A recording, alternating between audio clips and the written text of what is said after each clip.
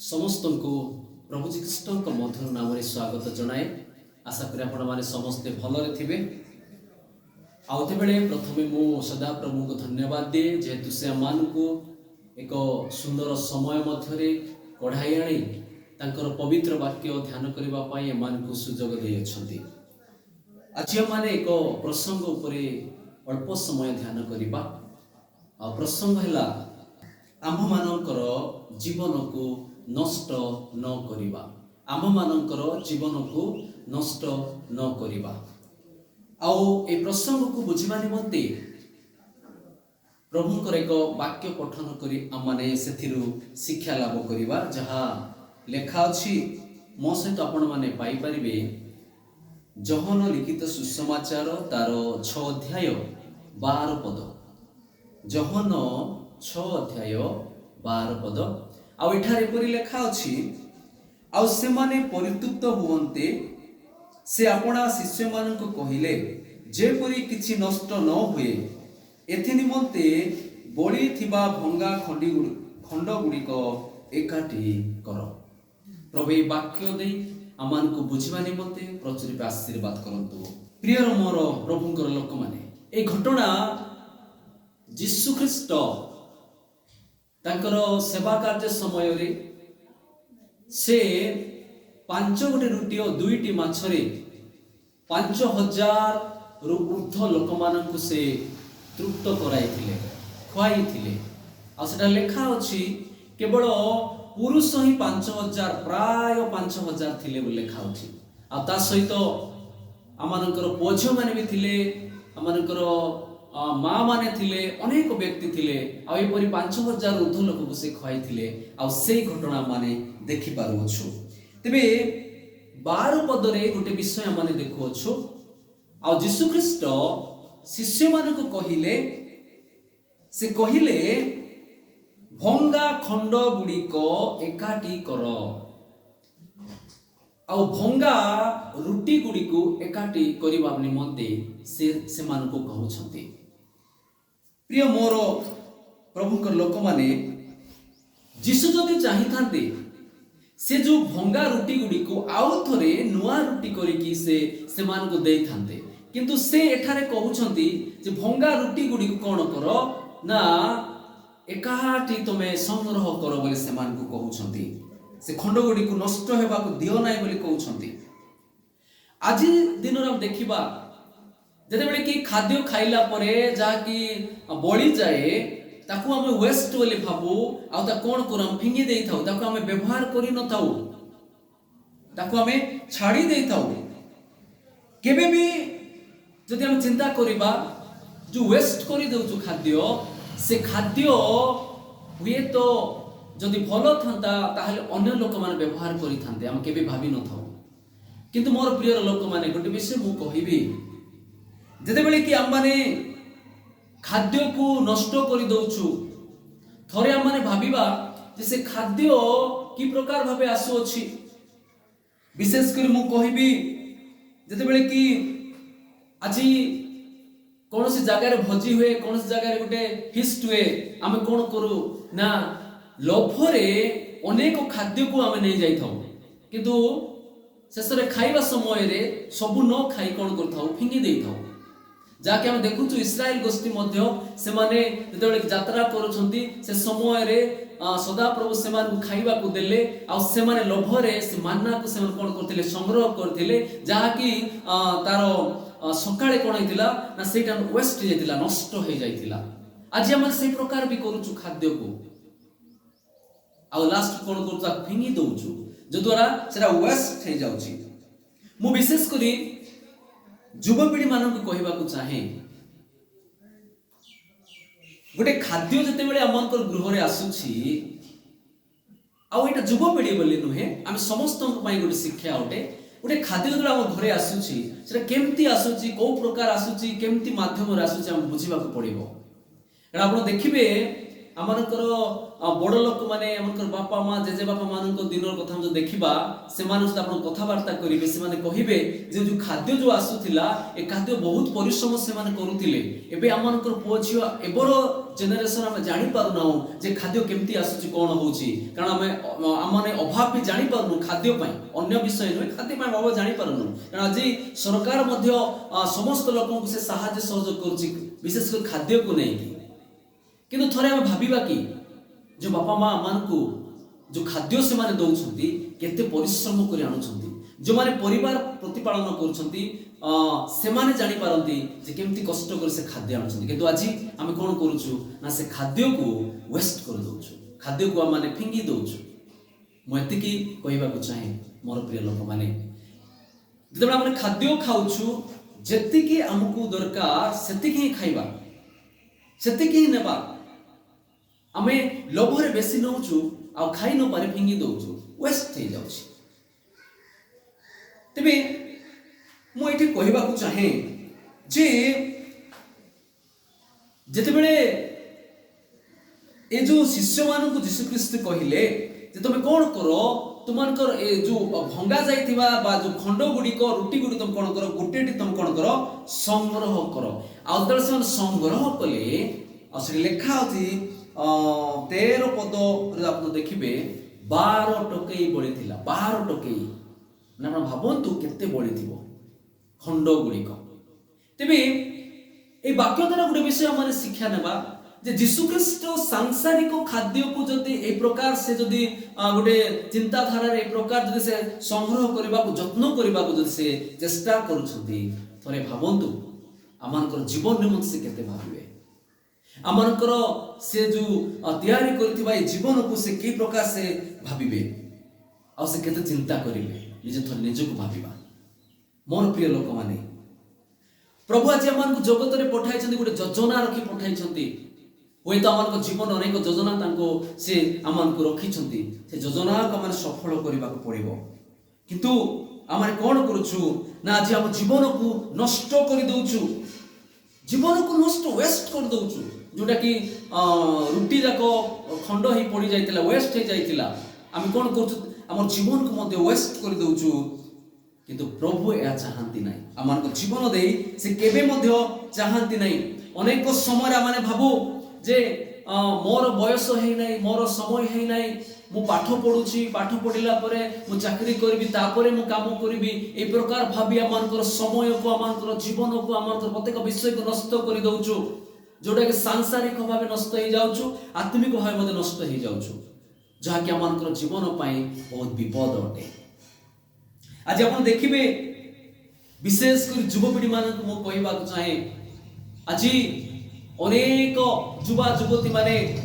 निज जीवन को नष्ट कर दउछंती से माने मोबाइल नष्ट कर दउछंती जीवन को समय को नष्ट कर दउछंती टीवी रे नष्ट कर दउछंती खराब संग साथी मान को सहित मिसी से माने निज जीवन को नष्ट कर दउछंती आ आपण माने जदी ए साइंस जुगर पो झ मान को पचारिबे एटा साइंस जुगर पो झ माने एमान जदी पचारिबे से माने आपण को उल्टा जवाब देबे आ सेमान को आपण केबे मध्ये शिक्षा दे पारिबे नै किंतु जदि आमे सेमान को उत्तम रास्ता को नेबा पाई प्रभु को ठारे आनीबा प्रभु को वाक्य सेमान को देबा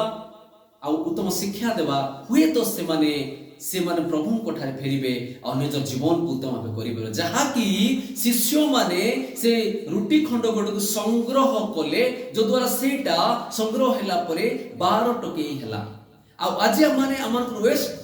हे जाइथिबा अमन पोझ मान को जदि हमें संग्रह करिबा होय तो से 12 टके मिले से माने संचय हे रहिबे आ ए विषय माने चिंता करिबा को पड़िबो मोर प्रिय लोक माने विशेष करी पुणी थर युवा भाई मन को कहबा को चाहे आपण मान को अनुरोध रहिबो आपण माने केबे मध्ये समय को नष्ट करंतु नाही जो समय कि आपण मान को जीवन को खराब कर दबो जो समय कि आपण मान को आत्मिक जीवन रे हो सांसारिक जीवन रे हो नष्ट कर देबो कारण आपण माने बुझी पारु नाहंती ए बयस होउची आपण मान निमंते बहुत इंपोर्टेंट होटे ए बयस जे आपण मान किछि करि पारिबे नाही ताले आगु किछि करि पारिबे नाही एटा होउची बहुत इंपोर्टेंट बयस युवा समय होउची बहुत इंपोर्टेंट समय आ आपण माने ए समय रे सांसारिक काम करि पारिबे आत्मिक काम करि पारिबे प्रत्येक विषय आपण माने करि पारिबे किंतु दुखर कथा जे मानकर पुओ झियो माने आज से विषय को चिंता करि पारु नाहंती आ से माने कोन करछंती ना खराब रास्ता रे जाउछंती आपण मान निजर समय को से माने अलगा जगह खराब संगत नष्ट कर दउछन्ती अनुरोध करबा को चाहे से विषय का मन छाड़िबा प्रभुंकर वाक्य को ध्यान करबा आ निजर जीवन को वेस्ट करबा नहीं निजर जीवन को केबे मध्य वेस्ट करबा नहीं कारण प्रभु आमान को जीवन रे उत्तम विषय रखी अछन्ती एटा हम बुझिबा पड़िबो कारण जदि गोटे उदाहरण आमे नेबा बापा माँ केबे मध्य निजर पुओ झियो मान खराब विषय में चिंता करिवे नाही उत्तम विषय से माने आमान को देबे केबे मध्य से चिंता करिवे नाही जे मोर पुओ झियो नष्ट हो जांतु बोली की ठीक आमानकर जे कि निर्माण करता प्रभु श्री कृष्ण नाम चाहती जे मोर संतान मान जीवन केबे नष्ट न हो आ सेति पई उदाहरण देखुछु आमे से खंड रुटी गुडी को नष्ट न हो बोली करी शिष्य मान कहिले ता संग्रह कर बोली करी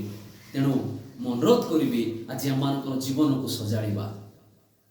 वेस्ट हेबा को देबा नै आमानकर जीवन को वेस्ट हेबा को देबा नै जदि आपण मान देखिबे आज अनेक लोक आमानकर विशेष युवा युवती भाई भणी माने से निजको भाबुछन्ती जे मो जीवन रे आउ एबे वर्तमान किछि करि पारिबि नै मते एटा जणा नै सेटा करि पारु नै मोर द्वारा हेइ पारबो नै बोली कोन करछ हम साइलेंट रहि जाउछु गोटे वाक्य आपण मान देखिबे इस्राएल गोष्ठी रे सदा प्रभु परमेश्वर जणा दुई व्यक्ति को से कोन करथिले से मनोनीत करथिले आ से दुई जनकू से ज्ञान रे बुद्धि रे टैलेंट कार्य रे प्रतिटी विषय रे से मान को से कोन करथिले ग्रोथ करथिले आ जदि आपण देखि परिबे यात्रा पुस्तक तार 31 अध्याय 1 पदरु 6 पद जदि आपण माने पठन करिवे सेटा स्पष्ट भाबे लिखा अछि आ आपण माने जो देखिबे 2 पद रे देखो आमे जिहुदा वंशीय हुर रो पुत्र ओ उरीर पुत्र बसलेव को नाम धरी डाकिलु पुणी शिल्पकर्म अर्थात स्वर्ण रुप्य पितल रे खदन खचनात्मक मणिकर्तन काष्ठ खदन प्रभृति सर्व प्रकार शिल्पकर्म कारणार्थे ताहांकु ज्ञान बुद्धि विद्या कर्म नैपुण्यदायक परमेश्वर आत्मा रे परिपूर्ण कलु एठारे हम दुई जण व्यक्ति को देखुछु प्रथम जण को देखिलु आमाने बसलेलंकु आ द्वितीय आपण देखिबे 6 पदरे आ देखो आमे दान वंश जात अहिसामकर पुत्र अहलियाब आ कोन ना बसलेलंकु से दुई जन को ज्ञान रे परिपूर्ण करूछंती आ से माने जते बेले सदा प्रभुंकर ज्ञान रे परिपूर्ण होउछंती आ सेते बेले से माने कोन करूछंती ना जदि आपण देखिबे ता तळे जदि देखिबे समागम तंबू एवं साक्ष्य सिंधुक आ सेठा थिबा अनेक विषय को सेवा निर्माण करि पारुछंती आ एथिबा निर्माण करि पारुछंती परमेश्वर सेमानक जीवन रे योजना करथिले आ सेमानक से अनेक विद्या रे अनेक बुद्धि रे सेमानक कर्म रे प्रत्येक विषय रे वृद्धि करथिले आ सेते सान करि पारिले मो एति गले कहिबा को चाहे मोर जुवा प्रिय भाई भणी मान समस्त को मु कहिबा को चाहे आमाने प्रभु कोठारे समर्पित हेबा प्रभु आमान को प्रत्येक बुद्धि देबे प्रत्येक ज्ञान देबे आमान को कर्म की प्रकार सफल हेबो से विषय मते से देबे आ आमान प्रत्येक विषय को से कढाई नेबे आज अनेक लोगों को अनेक जगह रे रखी छथि किए तो चाकरी करूची किए तो बिजनेस करूची किए तो डॉक्टर अछि किए तो टीचर अछि किए तो अनेक कार्य करूछथि प्रत्येक कार्य रे की प्रकार भाबे आमाने सफल हेबा प्रतिटी विषय को परमेश्वर बा मानकर प्रिय यीशु ख्रीष्ट आमान कोन करिवे से प्रत्येक विषय को सजाड़िबे प्रत्येक विषय को से बुझिबे आ मन ज्ञान रे परिपूर्ण करबे किंतु गोटे विषय से आमान को कहंती केते बेले आमान को जीवन रे से सब आसीबो जेते बेले कि आमाने आमान को जीवन को नष्ट न करिबा पुणी थरे मु कहिबी जुवा भाई भणी मानको आपण माने केही मध्य निजर जीवन को नष्ट करंतु नाही कारण एई जीवन एई समय जदि आपण माने उपयुक्त भावे व्यवहार करिवे नाही ताहेले आगु का ओई समय आसीबो नाही आ एई समय होची निजर जीवन को आत्मिक रे सांसारिक भावे उत्तम कार्य निमंते माने वृद्धि करबा पड़िबो सांसारिक रो खराब विषय ने उत्तम विषय को माने वृद्धि करबा पड़िबो आत्मिक जो वृद्धि पड़िबो एटा होची समय आ ऊपर एई समय आसीबो नाही तेणु करी केबे मते आमान जीवन को नष्ट करिबा नै आपण जो देखिबे ମାଥ୍ୟୁ ପୁସ୍ତକରେ 25 ପର୍ବର ଯଦି ଆପଣ ଦେଖିବେ 14 ପଦରୁ ଆପଣ ପଠନ କରିକି ଯିବେ 30 ଯାଏଁ ସେଠାରେ ଗୋଟେ ଦୃଷ୍ଟାନ୍ତ ବିଷୟରେ ଲେଖାଯାଇଅଛି। ଆଉ ସେ ଦୃଷ୍ଟାନ୍ତ ଏହା ଯେ ଜଣେ ମାଲିକ 3 ଜଣକୁ ଜଣକୁ 5 ତୋଳା ଦେଲେ, ଆଉ ଜଣକୁ 2 ତୋଳା ଦେଲେ, ଆଉ ଜଣକୁ 1 ତୋଳା ଦେଲେ। ଆଉ ସେଟା ଦେଖୁଛୁ ଆମେ ଜଣେ 5 ତୋଳା ନେଇକି 5 ତୋଳା ଲାଭ କଲେ, ଆଉ ଜଣେ 2 ତୋଳା ନେଇକି 2 ତୋଳା ଲାଭ କଲେ, ଆଉ ଜଣେ ଗୋଟେ ତୋଳାକୁ ସେ ଲୁଚାଇକି ରଖିଥିଲେ। ଆଉ ସେତେବେଳେ ଯେତେବେଳେ ମାଲିକ ଆସୁଛନ୍ତି ଯାର ହିସାବ ସେମାନେ ଦଉଛନ୍ତି। ଆଉ ସେତେବେଳେ ସେ 2 ଜଣକୁ ଯେ 5 ତୋଳା ନେଇଥିଲେ ଆଉ ଯେ 2 ତୋଳା ନେଇଥିଲେ ସେମାନଙ୍କୁ ପ୍ରଭୁ ଧନ୍ୟବାଦ ଦଉଛନ୍ତି। ଆଉ ଯେ 1 ତୋଳା ନେଇଥିଲେ ତାଙ୍କୁ ସେ ଦନ୍ତର କିଣିମିରେ ପକାନ୍ତି। এই ଦୃଷ୍ଟାନ୍ତ ଆମେ ଅନେକ ସମୟରେ ଶୁଣିଛୁ। ଏଠାରେ ଆମେ ଗୋଟେ ବିଷୟ ଦେଖୁଛୁ ଯେ ଆଜି ପ୍ରଭୁ ଆମମାନଙ୍କୁ ଜଗତର ଜନ୍ମ କରି ଅନେକ ଦାନ ଦେଇଛନ୍ତି, ଅନେକ ଜ୍ଞାନ ଦେଇଛନ୍ତି, ବୁଦ୍ଧି ଦେଇଛନ୍ତି, ପ୍ରତ୍ୟେକ ବିଷୟ ଦେଇଛନ୍ତି। କିନ୍ତୁ ଆଜି ସେ ବିଷୟକୁ ନେଇ ଆମେ ଲାଭ କରୁଛୁ କି? ଯେମିତି ସେ 5 ତୋଳା ନେଇ 5 ତୋଳା ଲାଭ କଲା, 2 ତୋଳା ନେଇ 2 ତୋଳା ଲାଭ କଲା। ଆଜି ଆମେ କରୁଛୁ କି? ଆଜି ଅନେକ ଲୋକ ଅନେକ ଟ୍ୟାଲେଣ୍ଟ ପ୍ରଭୁ ଦେଇଛନ୍ତି। ସେ ସମସ୍ତ ବିଷୟକୁ ଉତ୍ତମ କାର୍ଯ୍ୟରେ ପ୍ରଭୁଙ୍କ ନିମନ୍ତେ ବ୍ୟବହାର କରିବା, ତେବେ ଆମମାନଙ୍କ ଜୀବନ କ'ଣ ହେବ? ସଫଳ ହେବ। ଆଉ ସବୁଠାରୁ ଇମ୍ପୋର୍ଟାଣ୍ଟ ବିଷୟ କେବେ ମଧ୍ୟ ଆମମାନଙ୍କର ଜୀବନକୁ ନଷ୍ଟ କରିବା ନାହିଁ, କାରଣ ଏହି ଜୀବନ ଯୀଶୁ ଖ୍ରୀଷ୍ଟଙ୍କର ଦାନ ଅଟେ। ଏଟା କୋଉଠୁ ଆସିଲା ଜୀବନ ନୁହେଁ, ପ୍ରଭୁ ଆମମାନଙ୍କୁ ଦେଇଛନ୍ତି। ଆଉ ତାଙ୍କର ଦେବାର ଉଦ୍ଦେଶ୍ୟକୁ ବୁଝିବା, ଜଗତରେ ଆମମାନେ ସାଂସାରିକ ଭାବେ ଉତ୍ତମ କାର୍ଯ୍ୟ କରିବା, ଆଉ ଆତ୍ମିକ ଭାବେ ବୃଦ୍ଧି ହୋଇ ପ୍ରଭୁଙ୍କ ନିମନ୍ତେ ଆମେ ଠିଆ ହେବା, ଆଉ ପ୍ରଭୁଙ୍କର କାର୍ଯ୍ୟ ମାନେ କରିବା। ତେବେ ପ୍ରଭୁ ଆମମାନଙ୍କୁ କ'ଣ କରିବେ? ପ୍ରଚୁର ରୂପେ ଆଶୀର୍ବାଦ କରିବେ। ତେଣୁ ପୁଣି ଥରେ ମୁଁ କହିବି, ଯେ ପ୍ରକାର ଭାବେ ଶିଷ୍ୟମାନଙ୍କୁ ଯୀଶୁଖ୍ରୀଷ୍ଟ ଭାଙ୍ଗି ଯାଇଥିବା ରୁଟି ଗୁଡ଼ିକ ସଂଗ୍ରହ କରିବାକୁ କହିଲେ, ୱେଷ୍ଟ ହେବାକୁ ଦେଲେ ନାହିଁ, ନଷ୍ଟ ହେବାକୁ ଦେଲେ ନାହିଁ, ସେଇ ପ୍ରକାର ଆମ ଜୀବନକୁ ମଧ୍ୟ ନଷ୍ଟ ହେବାକୁ ଦେବା ନାହିଁ। ଆମମାନେ ଉତ୍ତମ ଭାବେ ସଂରକ୍ଷିତ ହୋଇକରି ପ୍ରଭୁଙ୍କ ଠାରେ ରହିବା। ପ୍ରଭୁ ନିଶ୍ଚୟ ଆମମାନଙ୍କ ଜୀବନରେ ଆଶୀର୍ବାଦ କରିବେ। ଆଶା କରେ ଆପଣମାନେ এই ବାକ୍ୟ ଦେଇ ପ୍ରଚୁର ରୂପେ ଆଶୀର୍ବାଦ ପାଇଥିବେ। ପୁଣି ଥରେ ମୁଁ କହିବି, এই ବାକ୍ୟ ଦେଇ ପ୍ରଭୁ ସମସ୍ତଙ୍କୁ ପୁଣି ଥରେ ଆଶୀର୍ବାଦ କରନ୍ତୁ। ଆଉ ଆସନ୍ତୁ ଆମମାନେ ପ୍ରତ୍ୟେକ ନତମସ୍ତକ ହେବା, ପୁଣି ପ୍ରଭୁଙ୍କ ଠାରେ ଆମମାନେ ପ୍ରାର୍ଥନା କରିବା। ଆସନ୍ତୁ ଆମେ ପ୍ରାର୍ଥନା କରିବା।